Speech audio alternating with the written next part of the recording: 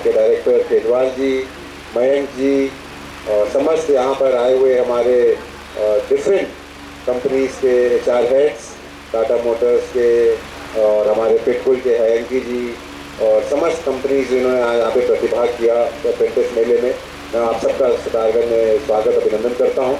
हमारी प्रिंसिपल महोदया, उनकी समस्त फैकल्टी और मेरे प्यारे बच्चों, सबसे पहले तो आप सबसे क्षमा प्रार्थी हूँ कि आने में लेट हो गया। आज माननीय मुख्यमंत्री जी का प्रोग्राम खटीमा में था और मैं वहीं पर था, उसकी वजह से थोड़ा सा लेट हो गया, उसमें आप सबसे क्षमा प्रार्थी हूँ।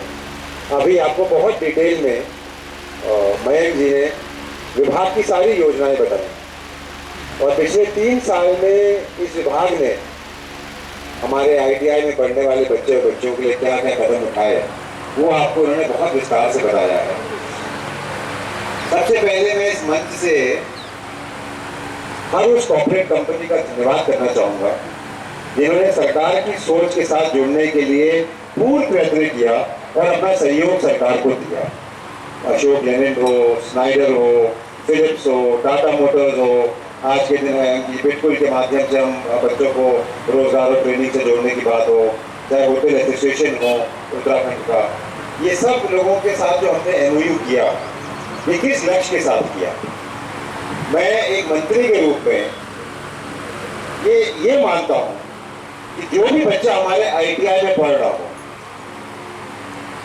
उस बच्चे को रोजगार उपलब्ध होना चाहिए, उस बच्चे को टॉप कंपनीज के साथ ट्रेन करने की अपॉर्चुनिटी मिलनी चाहिए, आज की टेक्नोलॉजी में काम करने की उसको कहीं ना कहीं पॉसिबिलिटीज मिलनी चाहिए। ये मेरी सोच है। अभी सत्यवती जी, मैं इनका नाम भूल गया था, मेरे साथ पीछे बैठे हैं, ये हमारे सिडको एसोसिएशन के अध्यक्ष हैं और पिछले 3 साल में हमने यही काम किया। आज ITI के बच्चे को नौकरी ढूंढने के लिए कहीं बाहर नहीं जाना पड़ता। हमारी टॉप कंपनी, चाहे वो स्नाइडर हो, फिलिप्स हो, टाटा मोटर्स हो, अशोक लेलैंड हो, ये आपके यहाँ पर आते हैं, आपके यहाँ इंटरव्यूज लेते हैं, आपको सेलेक्ट करते हैं और उसके बाद आपको अशोक लेलैंड या टाटा मोटर्स और बड़ी कंपनियों में काम करने का मौका मिलता है। मुझे बहुत खुशी है, मैं 2012 में जब पहली बार सितारगंज आया था, मुझे वो दिन भी याद है कि जब हमारा ITI का बच्चा मेरे पास अपना एक रेज्यूमे और बायोडाटा लेके आता था कि मेरी सिडकुल में नौकरी लगवा दीजिए, और जब हम सिडकुल में उसके लिए फ़ोन करते थे नौकरी के लिए तो 10 से 11-12 हज़ार रुपये की तनख्वाह उसकी नौकरी लगती थी सिडकुल में। लेकिन आज हमारे यहाँ ITI के बच्चे जो सेंटर ऑफ एक्सेलेंस के माध्यम से फिलिप्स और स्नाइडर के साथ काम कर रहे हैं, जब वो पास आउट होते हैं तो पूरा का पूरा बैच वो कंपनी हायर करती है और 24 से 25 हज़ार रुपये की तनख्वाह पे हायर करती है। जब आप अच्छी कंपनी के साथ ट्रेन करेंगे, जब आप आज की टेक्नोलॉजी के साथ ट्रेन होंगे, जब आप आज की टेक्नोलॉजी पे काम करेंगे तो आपको किसी पे डिपेंडेंट रहने की जरूरत नहीं है। अगर आप ऑब्सोल्यूट टेक्नोलॉजी पे काम करेंगे, आप आज के समय से नहीं चलेंगे, तब आपको समस्याओं को कहीं ना कहीं झेलना पड़ता है। मैं आज एक बात आपको और बताना चाहूंगा और ये केजरीवाल जी और मयंक जी आपके लिए है कि अभी मुझे सत्यवती जी बता रहे थे कि सितारगंज सिडकुल में लगभग 40 ITI की लड़कियों की डिमांड है और हम उसको पूर्ण नहीं कर पा रहे हैं। तो मेरा आपसे निवेदन है कि आप सत्यवती जी का नंबर ले लीजिए, या हमारे सिडकुल एसोसिएशन के अध्यक्ष आप जानते होंगे, और क्यों नहीं हम ITI की लड़कियों को सिडकुल में नौकरी यहाँ पर सितारगंज में मिल पा रही है, क्यों ऐसी कमी है कि कंपनी ढूंढ रही है और हम उस डिमांड को फुलफिल नहीं कर पा रहे, उस पर थोड़ा सा ध्यान दीजिएगा। मेरा सारे बच्चों से एक निवेदन है, जितने बच्चे यहाँ बैठे हैं, देखो भाई, मैंने आपसे पर्सनल इंटरेक्शन भी किए, मैंने आप लोगों के कॉन्फ्रेंस के माध्यम से फिजिकल आके आपके ITI ने बच्चों से मैंने वार्ता करी, बहुत चीज़ें सामने आई थी। तो सब बच्चों ने कहा कि हमारी ड्रेस कोड नहीं है, हमारी ड्रेस कोड होनी चाहिए। आज अच्छा लग रहा है, जब मैंने केजरीवाल जी से पूछा तो कह रहे हैं कि बच्चों के ड्रेस कोड जो है वो हमने फाइनल कर दिया और इस साल से उनके अकाउंट में पैसा DBT हो जाएगा। मैंने कोशिश करी कि जो ITI में टॉपर बच्चे हैं, जो अच्छा परफॉर्म कर रहे हैं, उनको एक्सपोजर मिलना चाहिए, तो वो कहीं ना कहीं बाहर जाके, हमारे स्टेट से बाहर जाके दूसरे स्टेट्स में कैसे काम हो रहा है ITIs में, इंडस्ट्रीज में, उसको जाके देखें। तो हमने एक भ्रमण प्रोग्राम बनाया और पिछले साल हमारे गढ़वाल और कुमाऊं से बच्चे जो है वो दिल्ली और हरियाणा दर्शन करके आए, जाके इंडस्ट्रीज देख के आए, साइंस साइंस म्यूजियम देख के आए। और इस बार भी मैंने अभी खेतवाल जी को मन से कहा है कि इस बार जो हमारे गढ़वाल और गाँव के अच्छे बच्चे टॉप करके जो ITI से निकलेंगे उनको इस बार हम कोशिश करेंगे कि उनको उड़ीसा भेज के वहाँ के जो टॉप इंडस्ट्रीज हैं उनके साथ उनका कहीं ना कहीं इंटरेक्शन सेशन रखवाया जाए। हम उस पर पूर्ण कोशिश करेंगे कि इस बार भी ये प्रोग्राम भ्रमण का आगे बढ़े। और बच्चों से मेरा एक निवेदन है, देखो सरकार को कोसना, सरकार के खिलाफ बोलना, जनप्रतिनिधियों के खिलाफ बोलना बहुत आसान होता है, लेकिन सरकार एक माध्यम है आपको इनिशिएट करने का। अगर आप टैलेंटेड हैं, अगर आपके अंदर इच्छा शक्ति है, तो आपको अपॉर्चुनिटी की कोई कमी नहीं है। कोई बच्चा आज ITI का ये नहीं कहेगा कि हमारे पास आज से 3 साल पहले जो सुविधाएं थी उससे 50 गुना ज्यादा बढ़ के नहीं मिल रही। हम आपको इंडस्ट्री से मिला भी रहे हैं, इंडस्ट्रीज आपके आ भी रही है, इंडस्ट्रीज आपको मौका दे भी रही है, इंडस्ट्रीज आपको ट्रेन कर भी रही है, आपको टॉप मशीन्स पे काम करने का मौका मिल रहा है। अब यहाँ से अपना फ्यूचर आगे कहाँ ले जाना है ये आपके हाथ में। आई कैन बी इनिशिएटर, मैं एक कंपनी को आप तक पहुंचा सकता हूँ, लेकिन जो भी प्राइवेट कंपनी आप तक आएगी, आपके पहुंचेगी, आपका इंटरव्यू लेगी, वो कहीं ना कहीं अपना भी काम देखेगी कि ये लड़का मेरे लिए कितना काम आ सकता है, ये लड़की मेरे लिए कितना काम कर सकती है, कितना मेरी इंडस्ट्री को कंट्रीब्यूट कर सकती है। तो इस अपॉर्चुनिटी का आप लोग फायदा उठाइए, इसको टेक इट फॉर ग्रांटेड मत लेना, क्योंकि आज से पहले नहीं होता था। आज से पहले कभी कोई इन कैंपस रिक्रूटमेंट ITI में नहीं हुआ। आज से पहले कभी हमारे कैंपस के अंदर कंपनीज ने आके बच्चों को हायर करने की कोशिश नहीं करी। और मैं दूसरे क्षेत्रों की भी बात कर रहा हूँ।